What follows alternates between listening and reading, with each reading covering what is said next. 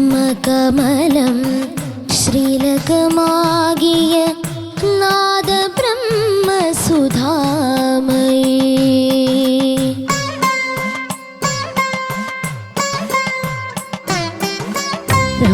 ബ്രഹ്മകമലം ശ്രീലകമാകിയ നാദ ബ്രഹ്മസുധാമയേ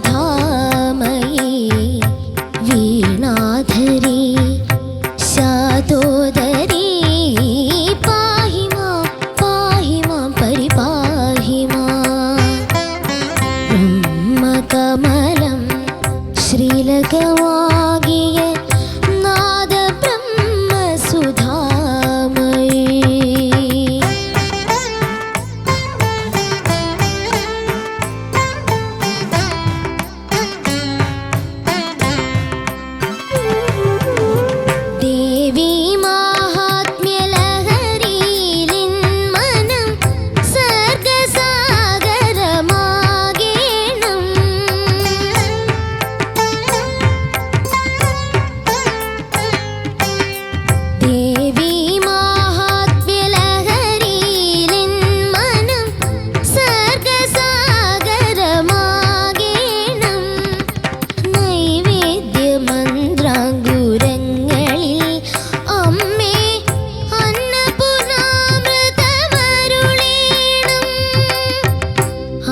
പൂജാമുദ്രകളിൽ ദേവി ഭാവതരംഗമുയർത്തേണം ബ്രഹ്മകമലം ശ്രീലകമാകിയ നാദ ബ്രഹ്മസുധാമയേ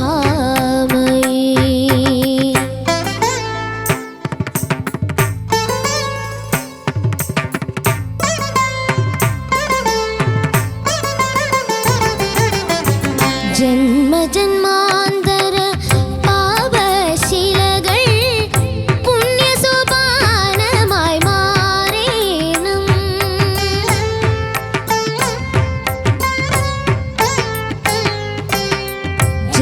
ജന്മജന്മാന്തര പാപശിലകൾ പുണ്യസോപാനമായി മാറേണം നൈവേദ്യമന്ത്രാങ്കുരങ്ങളിൽ അമ്മേ അന്നപൂർണാമൃതമരുളേണം നിത്യഭൂമിൻ ചേതനയിൽ കരുണാമലയമാരുതനൊഴുകേണം ബ്രഹ്മകമലം ശ്രീലകമാകിയ നാദ ബ്രഹ്മസുധാമയേ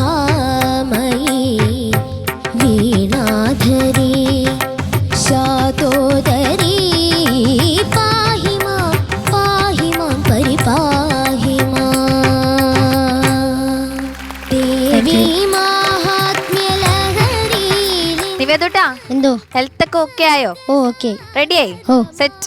ഓക്കെ, ചോദിക്കാം നമുക്ക്. ഹരിച്ചേട്ടാ, നിവേദ്, എന്തോ how are you? Fine. Fine ആയാ? ഓ ഓക്കെ. ഇതൊരു എവർഗ്രീൻ ഹിറ്റ് ഫ്രം ജോൺസൺ മാഷ്, നമ്മുടെ ദാസ് സാർ പൊളിച്ചടുക്കി പാടിയൊരു പാട്ടാണ്. മോനെ ഇതിന്റെ ആലാപ് ഒക്കെ കുറച്ച് പ്രശ്നങ്ങളുണ്ടായിരുന്നു, ഒന്ന് പാടാവോ?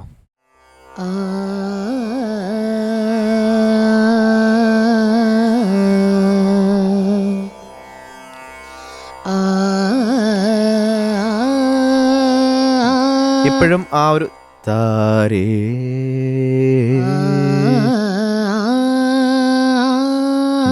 നേരത്തെ പാടിയപ്പോൾ പിച്ചിങ് പ്രശ്നം ഉണ്ടായിരുന്നു.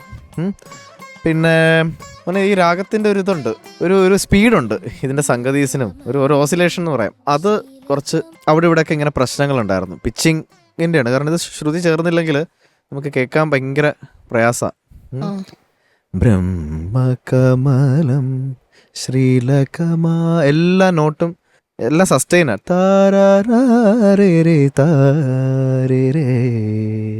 ആ രാഗത്തിന്റെ കുറച്ച് ഭാവങ്ങളുണ്ട്, മനസ്സിലായോ? അത് കുറച്ച് ശാതോദരി ഒന്ന് പാടാവോ? വീണാധരി ശാതോദരി.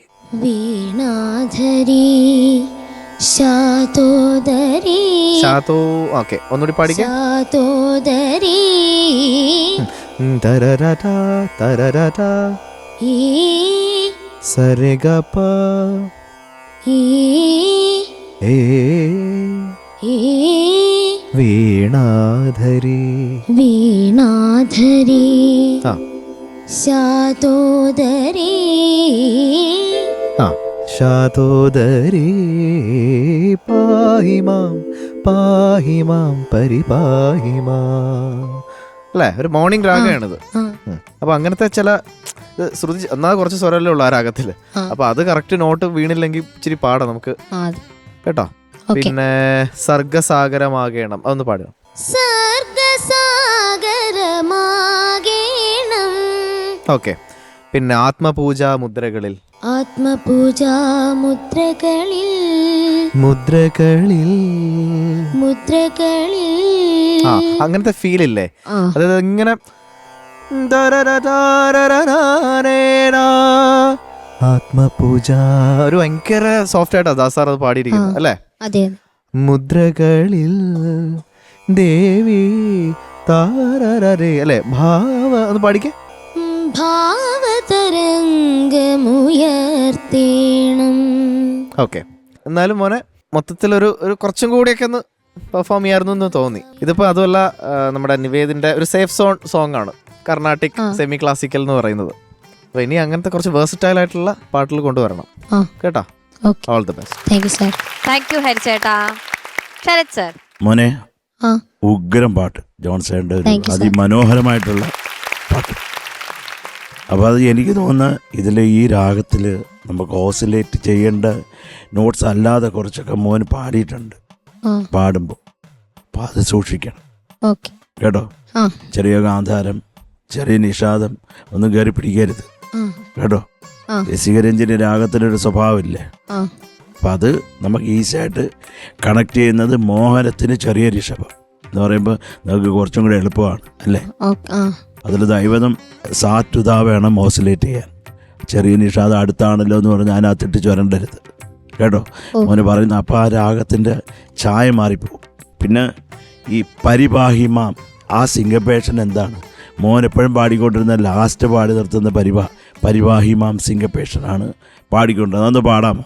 പാഹിമാം പാഹിമാം പരിവാഹി. അത് വീണാധരി ശാതോദരി പാഹിമാം പാഹിമാം പരിപാഹിമാം. സൂപ്പർ സൂപ്പർ മോനെ സൂപ്പർ. ഇപ്പം കറക്റ്റായി.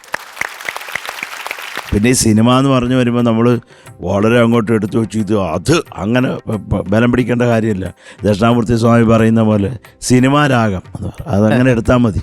എന്നാലും ഒരു രാഗം ബേസ്ഡ് ആയിട്ടുള്ള പാട്ടുകൾ എടുക്കുമ്പം പ്രധാനമായിട്ട് അതിൻ്റെ രാഗഛായ പോവാതെ അപ്പം നമ്മൾ ഈ ഓസിലേഷൻസൊക്കെ കുറേയും കൂടെ കൃത്യമായിട്ട് നോക്കി പാടണം കേട്ടോ. അത്രേ ഉള്ളൂ. ഓൾ ദി ബെസ്റ്റ് മക്കളെ. നന്നായിട്ട് പാടിയടാ.